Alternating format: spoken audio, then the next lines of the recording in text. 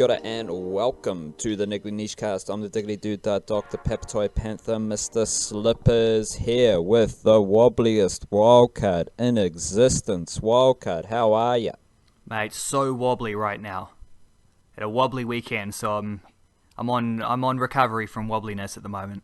I was going to say, maybe being wobbly on a Tuesday is fantastic. Maybe it's not so great, maybe it's fantastic, who knows, wildcard. I went for a run this morning, so I'm doing alright. That's wobbly as fuck as well. We are here to touch on a couple Kiwi sporting topics. We had Danny Hay being announced as the All Whites coach, so later on in this episode we'll get the Wildcards full rundown on the appointment of Danny Hay as All Whites coach. We had the first T20 game between the Blackcaps and Sri Lanka, so we will quickly touch on a couple of thoughts from that, with the understanding that Game 2 is tonight. We're recording this Tuesday morning, so by the time you're listening to this, Game 2 might have already happened, but there's still a couple of interesting thoughts from that first T20 between Sri Lanka and the Aotearoa Blackcaps. And we are going to start with a little update on UFC mixed martial arts antic shenanigans, because we had a victory for Seth France at UFC Fight Night in China. Seth France defeated Mark De La Rosa rather convincingly. A couple of powerful shots and a good little ground and pound across the 3 rounds gave Seth France the victory.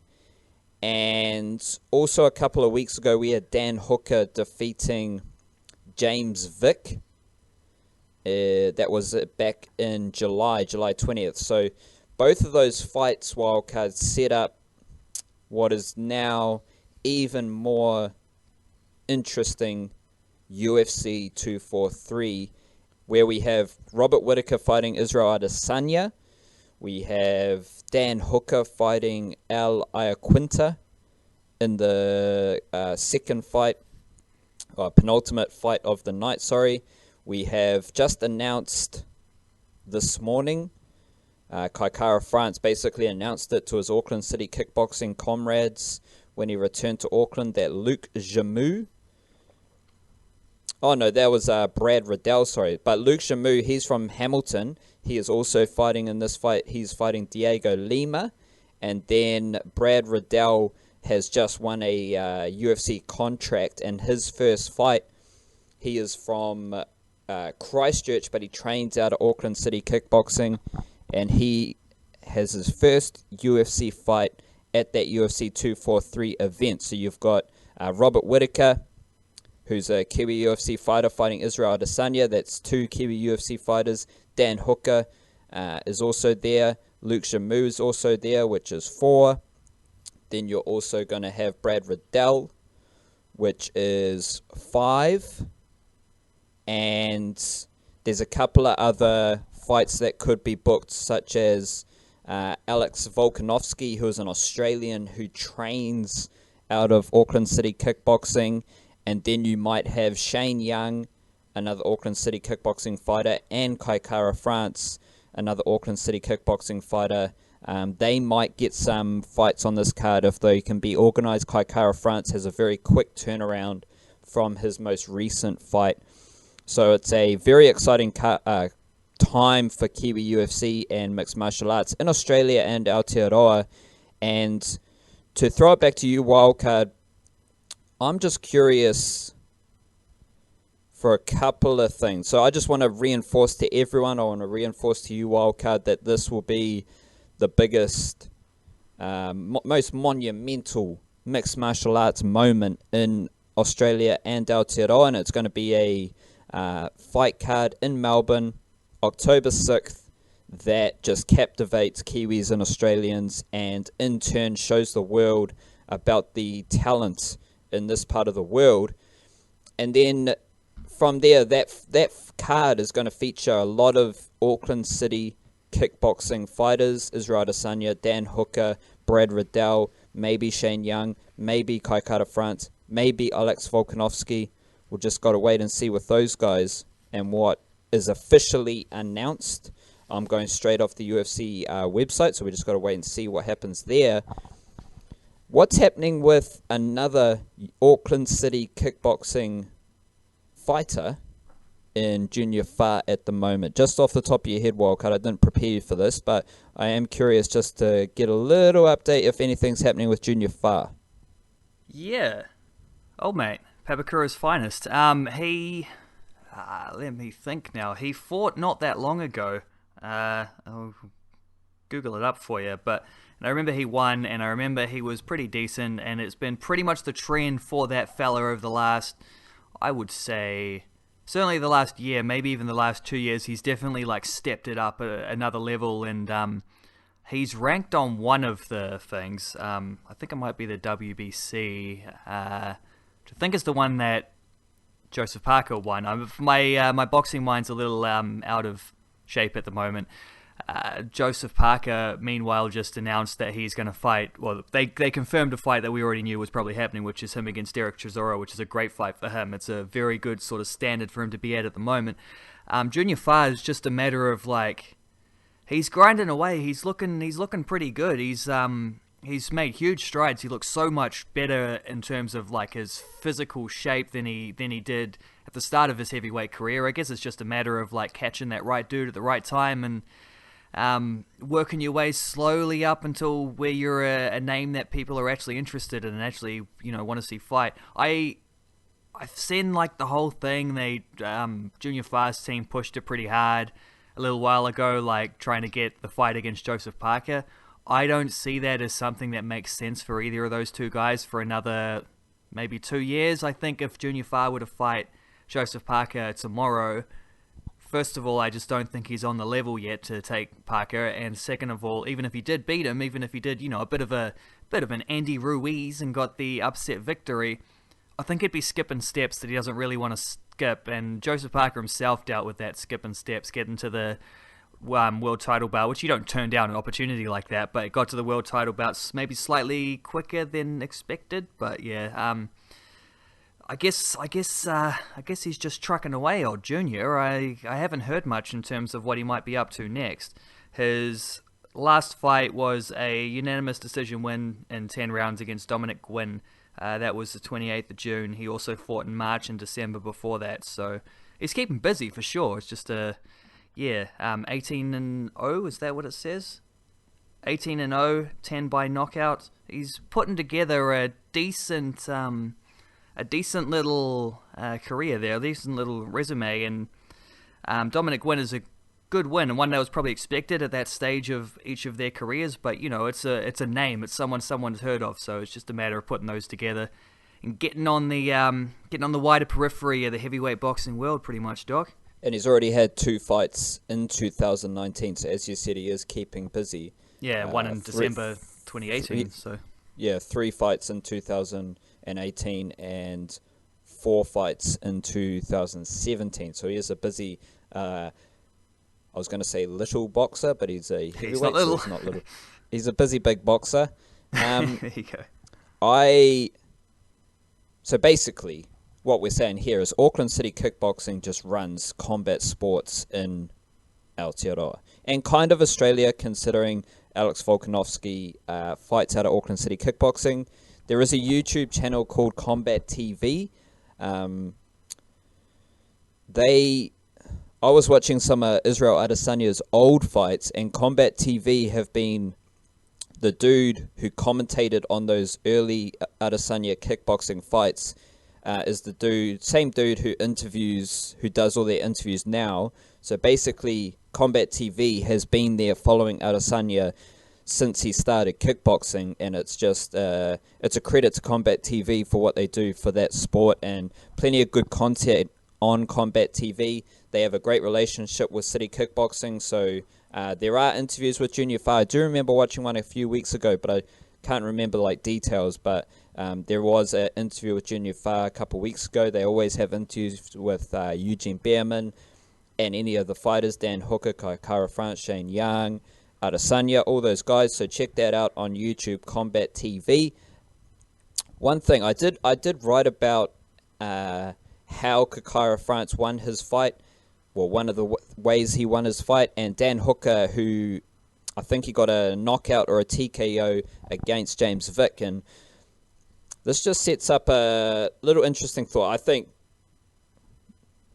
you've always recognized Junior Far's talent, but coming from the city kickboxing knowledge that I have, I am all in on Junior Far, just because of it's clear to see how Eugene Behrman at City Kickboxing, the culture they have there, it takes fighters to a new level. So I'm very excited to see Junior Far. But the thing about City Kickboxing that has been analyzed by a MMA boxing journalist guy called Luke Thomas, who has broken down fights for a long time, he talks about fakes and feints primarily out of City Kickboxing. So Dan Hooker won his last fight. He faked with the right hand and then came over the top with the left hand and just blasted James Vick away. And Seth France, one of his highlights from his most recent fight was like a fake with the left hand that got parried. And in both instances, the fake makes the opponent drop their hand from their face, and then they come over the top. So Dan Hooker faked with his right, came over the top with the left. Seth France faked with the left, came over the top with the right. And then you look at Adesanya, like Adesanya is fake and feint central. Like he's got all the strikes, he's got a wide range of strikes, he does it every which way.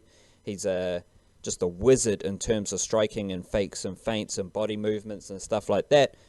So I'm just planting the seed wildcard that I am very interested to see how, as we get to watch more of Junior Far boxing, if there's any of that influence, because Eugene Behrman's pretty much his coach. So Eugene Behrman is one of the best MMA coaches in the world and is also coaching one of the up-and-coming heavyweight boxers. So I'm just interested to see if there's any of those like little things that could translate from MMA to boxing. Alternatively, it's just a sign of how good Eugene Behrman is as a coach, that he can go from MMA and boxing and get the best out of whichever sport he's coaching in. Yeah, with Junior Far, it's going to take a matter of him just getting up higher in the division, because there's no need to feint against fellas that can't block a hit to begin with. So, yeah, no, they're getting there. It's kind of crazy, eh? Like, it's because this is a dude who I just had a cheeky peek at his box rack. They've got him as in the 70s somewhere in terms of heavyweights, but that's 70s on the rise, so it's a fella who could, scoop his way up there once he starts beating some of those guys who are also on a similar trajectory. And to also, like, have such an influential force in guys multiple guys getting to the very top of MMA as well is pretty bloody crazy. It's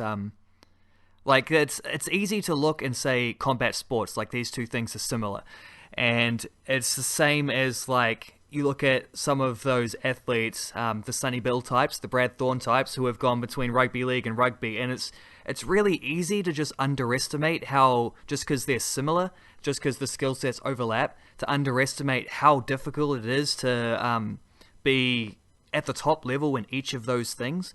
And I mean, yeah, like to have a coach who's being that influential with both sides of that whole combat sports sort of spectrum thing there is pretty bloody crazy, to be honest. Like, you can't really say enough about that. No, not at all. One of the best combat coaches in the world. We'll just wiggle over to the Blackcaps quickly, wildcard. They had a victory in their first T20 against Sri Lanka. With the bat, Sri Lanka reached 174 for 4 off their 20 overs, and the Blackcaps chased it down with 3 balls to spare. Not much doing from the bowlers, other than Seth France getting spanked, which wasn't a great sign for Seth France, nor Scott Kugelheim. These are guys that are trying to crack into consistent cricket with the Blackcaps, and just looked a bit off and didn't quite look at to be straight up, they didn't quite look at the international level, which can be a bit rough, but whatever. They just didn't look it. And then with the bat, Colin de Grandhomme, Ross Taylor, Daryl Mitchell, and Mitchell Santner all blasted a couple boundaries to take the Blackcaps to victory. Before I get to... Well, let's just start with Ross Taylor wildcard. I just want to highlight Ross Taylor and what he's up to in T20 cricket. I wrote about this prior to this T20 series starting because in the warm-up game, the T20 warm-up game, Ross Taylor hit 53 not out, and then he's hit a 48 in this first T20 International. This year, wildcard, 2008-19, Ross Taylor is averaging 40 in T20 Internationals. 40. If you're averaging 40 with a strike rate of 130, you're one of the best in the world. 2018, averaging 38.2 with a strike rate of 126, decent. So the last 2 years, 2018, 2019, Ross Taylor is averaging well over 30, 38 and 40, and he's only averaged over 30 in one other year since 2006, which was 2012. So that fits in with the whole Ross Taylor hitting a next level after eye surgery. And there was a ESPN the Cricket Monthly interview with Ross Taylor where he talked about the issue with his eyes and how most of the impact was at night under lights. So when is T20 and ODI cricket played? At night under lights. So it's no surprise to see the biggest jump. Like, his Test cricket record is fairly consistent and fairly solid, but the big jump, the big improvement has been in T20 and ODI cricket, which, if we're saying a big improvement for someone like Ross Taylor, that just shows the class that he is operating in right now. He basically guided the Blackcaps to victory in that first T20 International. There were runs from other fellas, but Ross Taylor just anchors the innings and has been fantastic in the middle order, which is a bit of a change. But in the middle order, 5, 6, he's winning games for the Blackcaps in T20 cricket with the World T20 looming on the horizon. It's a fantastic sign for someone who was once banished from T20 international cricket. Yeah, controversially, unfairly. Mate, like, the insane thing there is that the same trends are happening in Test cricket and ODI cricket. I mean, we're coming into the World Cup. I think, wasn't he averaging something like 90 over the last 3 years or something like that? And then, obviously, his Test match form has been impeccable for a couple years now. He came back from eye surgery, and that was the first element where it really shone, and you saw like just how steady this dude was again. Like, just taken for granted how good he was before that, and then seeing how much he improved afterwards. So I remember him coming in, and I think it wasn't the West Indies were here or something like that, and he just pumped a couple hundreds and in a row there, mate. Like, to see him doing that in all three formats, it's like no one else has done this for New Zealand before. I mean, even Kane Williamson, whose ODI and Test form is outstanding, his 2020 form is good, but it's not on that level. Like, it's not on that world class level. And something like Brendan McCullum back in the day, definitely a world class 2020 player. A little bit up and down in the ODI stuff, but world class on his day. He wasn't always the best Test match batsman. He had a very good spell there for a while there. Obviously scored a triple century at one point, but like in the 3 format era, it's Ross Taylor and then it's everyone else, and he's what is he, 35 going on 36 nowadays, and he's still just like churning out the runs. He batted really well. Him and I think de Grandhomme probably gets the credit for sort of recovering the Blackcaps after a slow start, after Colin Munro did a bit of Colin Munro things and Martin Guptill did some Martin Guptill things, and Colin de Grandhomme then came in and pummeled some runs, and he's looking beautiful right now with the bat. I've never seen him batting quite this confidently, but yeah, then that partnership with Ross Taylor was what got New Zealand back in the driver's seat at a situation where it looked like Malinga had set them up. Can you tell I didn't watch the 2020, by the way? I churned my way through some extended highlights on Sky the other day, but certainly got me into a position where I can talk about it, which is nice because these 1:30 a.m. kickoffs are bloody awful, man. Oh yeah, you don't watch live sport, Wildcard. What are you doing? Well, Crikey, certainly Jack. not live 2020 in the middle of the night, I tell you what. Ross Taylor. So I mentioned his T20 numbers: 38, 2019, 18, and then 2019, averaging 40.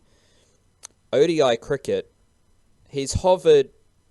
This is annually, so his averages are hovering between, over his career, between 55 and 30. Somewhere around there, give or take.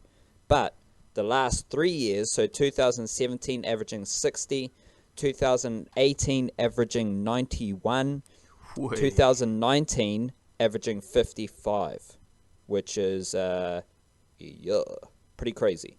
His test numbers are a bit more just solid, like consistently solid, as you would expect from Ross Taylor. With regards to the Blackcaps, it was funny after the warm-up game. There was, I think, Colin Munro had a nice performance in the warm-up game, and so it was like there was a bit of stuff about Colin Munro. He had a 48 in the warm-up game, and then he comes out, gets a first ball duck. Yeah. And it's just like, it's, as you said, Colin Munro doing Colin Munro things. Everything looks pretty but good. Lasith Malinga doing throwback Lasith Malinga things. It was a pretty handy delivery, I'll give him that. I mean, yeah. And swinging Yorker, coming in between bat and pad, beautiful. But also, you probably need to know that you're going to expect that in the 2020 opening over of the game against Malinga. You know, that's kind of the thing that he does. So I don't think that excuses. Just be, if I'm facing Lasith Malinga with the new ball, I would just sit on my bat in front of the stumps. Like, it'd probably work too.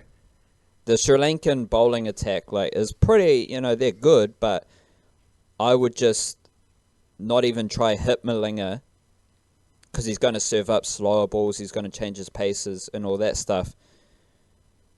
So I just wouldn't try hit him. I just try not to get out LBW or bowled, and then you just pump the other bowlers. Like, just don't, Lasith Malinga is going to zone in at your toes, and just try keep your bat there. Easier said than done. We can also probably, he wasn't nearly, he was vintage in this first spell. Not nearly so good when he came back later on in the innings, and you probably get the impression from the general shape of the man these days that he perhaps isn't in it for the long haul when it comes to his spells, and even 2020 spells, when you have to factor in the fact that he was fielding for 10 to 15 overs. I can't remember when they brought him back, but fielding for a good chunk of that time in between in a relatively high intensity type game of cricket. The second spell is probably the one where you can get a hold of the fella, and that's exactly what happened when he did come back later on. He's a bit, what's the word, rotund these days, shall we say? There was that photo of him at the World Cup, when he had his shirt off in the Players' Pavilion. And, yeah, good on him, though, He's living his good life, and he's still picking up wickets internationally, man. It's you wouldn't have thunk it. Well, we all know cricket doesn't require, the especially white ball cricket. No. You can get away with a less athletic body than other sports. Let me just say that. Any thoughts on the bowlers there, Wildcard, quickly? Well, not so flattering for Seth France. The Chris Martin look with the bald head and the big thick sweatband, also not so flattering. But those numbers pretty ugly, and yeah, he's one of those guys based on the idea we were talking about last time, where it's like they're starting to build towards a 2020 squad, so the focus changes from using 2020 internationals as a way to just give some dudes some international experience, and then you swap that into actually trying to zone in and get a real squad going here and try to get a group of guys who can complement each other and play great 2020 cricket and win a World Cup. I don't think Seth France is a part of that. I think he's a part of the former group, and Scott Kugelheim is a fellow who is on the fringe of either. Like, he could go one way or the other. He could prove that he's actually a really useful 2020 guy, and he's had some decent performances once or twice in the past. Or he could go the other way and show that maybe he's just one of those guys they're trying to ease into international cricket who will fall away over the next probably 6 months as they play a lot of 2020s and they really sharpen the focus ahead of the World Cup. So Seth France for me seems like a guarantee in that situation. It's probably, I mean, you look at the bowlers who, none of the bowlers did, well, I think Tim Southee bowled really well. I'll give him that.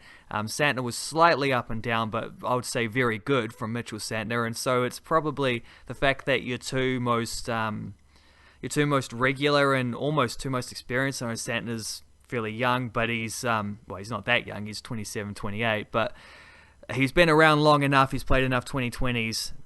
Him and Tim Southee obviously super experienced. That those two were the main dudes. Probably, I don't know. It's both a good sign and a bad sign because it's a little bit of a threatening situation for those guys who are on the fringes, who are trying to actually establish themselves here in a 2020 squad. Which currently, as we know, doesn't include Trent Boult, who was almost certain to go to the World Cup. So, yeah, there's a couple guys there that are probably going to be clinging on by their fingernails if they don't get some performances in the next 2 games here in Sri Lanka. I'll say that much. Especially as we talked about last time, wildcard, with a younger group of players coming through. Yes. Like it feels like Seth France and Scott Kugelheim are part of that group who have been in and around the Blackcaps for a couple of years now, but could fall away given that there's going to be a supremely talented group of cricketers coming into Blackcaps contention wildcard. Would you be able to just tell us about the Danny Hay appointment as All Whites coach? Oh, I think I First of probably all, could. I'll try and direct you. So Yes, please. do you like it? Well, I do like it. I like it an extreme amount, actually. I think it's a very, very good appointment. And I will be completely honest, I understand when people criticize the appointment. I understand not so much. It's not like there's wild criticism. It's not like there's going to be riots on the streets or nothing like that. But I do understand the reservations that people have that perhaps this guy got the job a little too easy, a little too early in his coaching career, that he, most of his top experience has come with youth squads. He's spent a lot of time coaching secondary school footy. He's coached the under-17s at World Cups before.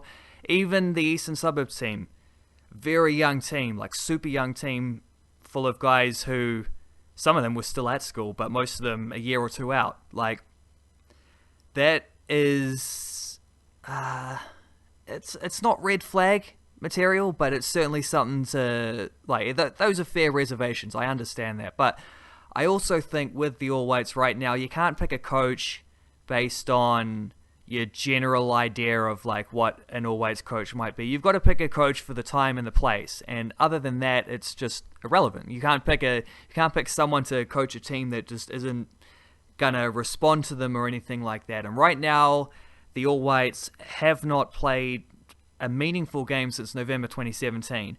They played 4 games, I think, in 2018.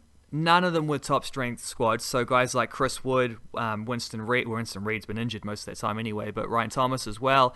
These guys have not played for the All Whites since those Peru games, which are the last ones that Anthony Hudson took charge of. Like, we've been through another coach since then as well. Like, this team is just, it's not in a shambles, because a shambles implies that it's, just a complete, this isn't like it's a completely messy room or anything. This is the equivalent of like an empty room. There's nothing there at the moment because the team just haven't been playing. There's been a bit of a changing of the guards. There's Fritz Schmidt. The one thing he did do in his time was he gave debuts to some of our best young guys coming through. Guys like Sarpreet Singh, for one, stands out. Andre De Jong as well. Libby Kikache, those types of guys. Michael Vowd. These guys have had a little taste of international action, and they're going to be pushing forward towards senior squads for the rest of the time now. So we are going to have a little bit of a younger blend to it. We are going to get a few of those guys probably from that Eastern Suburbs team, guys like Callum McCowett, Eli Just, those sort of fellas, Nando Pinecker, Owen Parker-Price, Don Woolridge, those are all Ole guys, by the way, as well. Guys like that will be pushing forward towards international selection. So it's probably going to be a younger, blended team. And that suits Danny Hayes' skill set. But even more what suits Danny Hayes' skill set is just the fact that he's been there and done that before as a player. He's going to be the second guy after Ricky Herbert to have captained the All Whites and coached the All Whites. And I think at a time when the All Whites are effectively just like a non-entity, they're a team that doesn't exist, basically. They might as well not have for recent times, especially considering the last 4 games were pretty much just like New Zealand A tours, really, especially that tour that when they played those 3 games in India. The games before that at least had like the Boxals and stuff like that. But yeah, looking at that, you're pretty much rebuilding from scratch. You've got a team, what is left of a team. Like, there's been a few guys that have retired sort of late era in Hudson, and certainly since then. You've got just that there's no core of the team. There's no sort of essence to the team. So you need someone who can inspire that, and someone who's passionate about the game, someone who's been there before, both as a player and now as a coach. I think that's just what you need. I think that's something that set him apart ahead of someone like Des Buckingham, who's maybe slightly more qualified.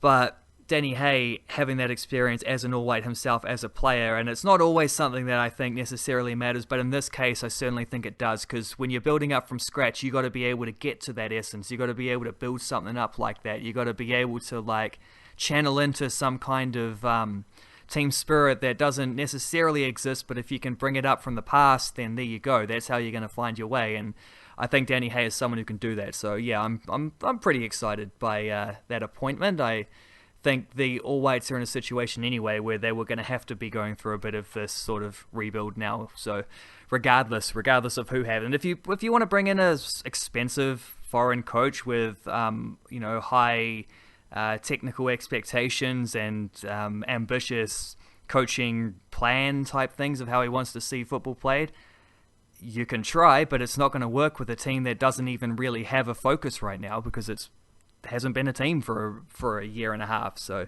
I think this is the only really way that they could do it, and I'm glad to see New Zealand football going down this line. So you like it? Yeah, I like it. I like it a lot. Okay. He was my pick. So what can Kiwi football fans expect in terms of style of play? I understand a lot of that depends on your personnel, especially at the international level, when you're going to have different players available and different players unavailable, and there's going to be a lot of rotation in terms of squad selection. But does Danny Hay have any like signature style of footy? Does he have any trends that he operates with? What have you seen about Danny Hay and how his teams play their footy that could apply to this All Whites team? Well, that Eastern Suburbs team were extremely exciting. They pressed hard. They attacked a lot. They were, they scored some beautiful goals. They like to pass the ball around and really create things, be the proactive team in the games, where the All Whites in the past tend not to be the proactive team. They tend to be the team that sits back there and just defends real stoutly and compactly and whatever. And that's something you sort of got to do when you're playing against better teams sometimes. But Danny Hay's been there as a player. Danny Hay was a defender himself, so I don't think that's something he'll ignore. But yeah, it's tricky, because it's hard to say like what was the influence of Danny Hay and what was the influence of, say, Declan Edge and LA Academy in terms of that particular style of play. And I don't think it massively matters, because I think that will have, even if it wasn't Danny Hay's brainchild, which it might have been, but even if it wasn't, it's still going to be something that's influential on him, because that's his greatest success as a coach. So that's the kind of thing he wants to replicate. And yeah, I tend to think your point there about the personnel being more important is probably the main one in terms of what we're going to see with style. I think Danny Hay is very open-minded to playing that kind of way with an international team, which, it'd be really nice if they can win the Oceania Nations Cup next time without having to go to penalties against Papua New Guinea, as Anthony Hudson's team did, as he sat them deep and didn't even really try to win, just made sure they didn't lose. So Danny Hay's going to be more proactive than that, but yeah, regardless of that, you just got to look at the players that are coming through, and it is guys like Sarpreet Singh and Libby Kikache and Callum McCoward and Eli Just, the rest of those Ole guys, and a lot of really skillful attacking creative players, which we haven't really had in the past. Like, it's not been a thing that the All Whites have been able to rely upon outside one or two guys at a time. And we've got a key striker who can be the target man, and Chris Wood, who can put the goals away, just a matter of creating things for him. And we actually do now, it seems, we have the players to where we can at least try to play that way. Whether they're successful or anything like that, completely other matter. But yeah, I think we can expect a more expansive all-weights team hopefully now. And the influence of Des Buckingham's under-20 team at the last World Cup is pretty big. You know, I think it's something that a lot of football people in the country have looked at and said, well, why can't we at least try? Why can't we be ambitious and try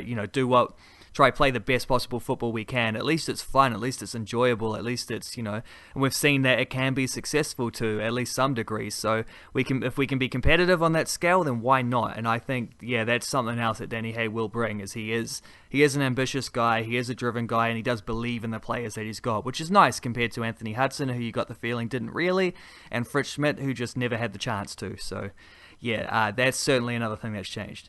Lovely jubbly. Any other notes on All Whites and the coaching or anything like that you would just want to add in there? Well, did you see Sarpreet Singh's goal for the Bayern reserves?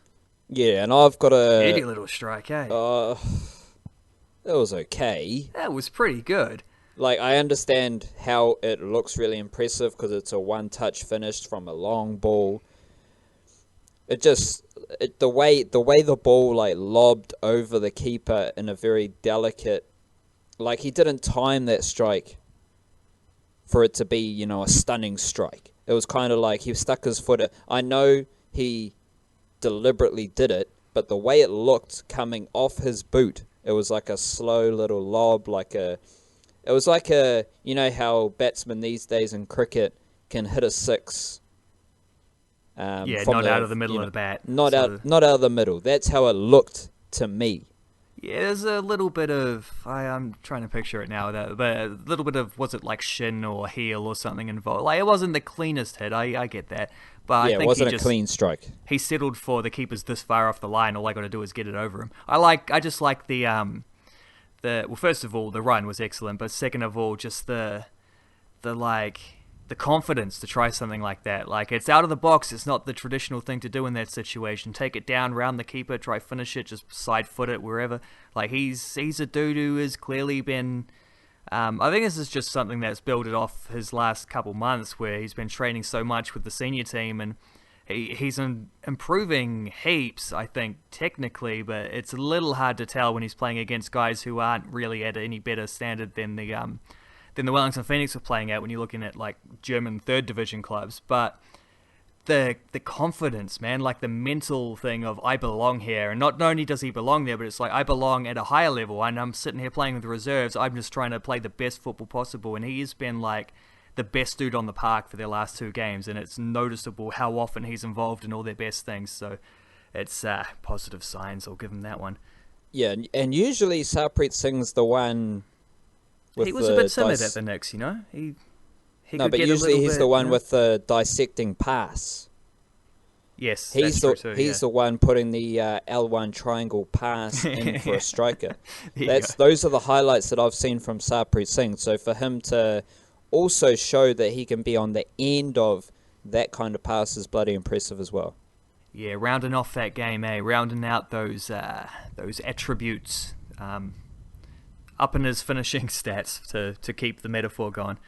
I mean, if you're a midfielder who can offer that kind of playmaking as well as finishing, woo. And the funky thing about this, to bring it back to the All Whites conversation, is that he's played a couple times for the All Whites in games that didn't matter. But you look at how, like, when the All Whites last played a meaningful game, November 2017, dudes like Sarpreet Singh was a known name at the Phoenix, but he wasn't playing for the Phoenix. He was playing for the reserves there and doing pretty well, getting a bit of buzz, wondering when he was going to come in. I think it might have even been Des Buckingham who started to... Well, it was Kalazic who first pushed him into the starting team, and then I think after he got sacked, Buckingham believed in him a little bit more and really just like let him play out the season there. And but he wasn't really certainly not on the international scene when the All Whites played those Peru games, and so many other guys are in that situation, like guys who have come on since Sarpreet Singh and who have had a year or two just to be like playing good football, signing contracts overseas and moving up the ladder. And there's all those guys I listed before. It's like they weren't even factors when the All Whites were last a relevant team, and the amount of growth that's happened since then, this is another reason why Danny Hayes taken over a team. It's not going to be a nice, easy transition from Anthony Hudson / Fritz Smith. It's going to be he's building a team from scratch because he's got all the, and in a good way in this from this perspective too, because he's got all these dudes who just weren't around before, and suddenly they're forcing their way. Like, you've got to be picking someone like Sarpreet Singh now, and it's funny, like.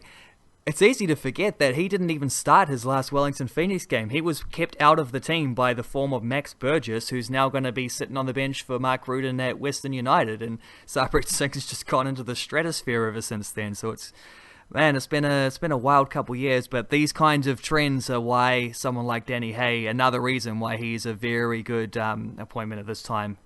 At this time is the important thing as well. At this time, because a couple years ago, the Danny Hay in this exact situation wouldn't have been a good fit. In a couple years' time, perhaps he wouldn't be a good fit either. But right now, in this moment in time, he is a pretty bloody useful guy to be bringing in to spark the All Whites into doing something.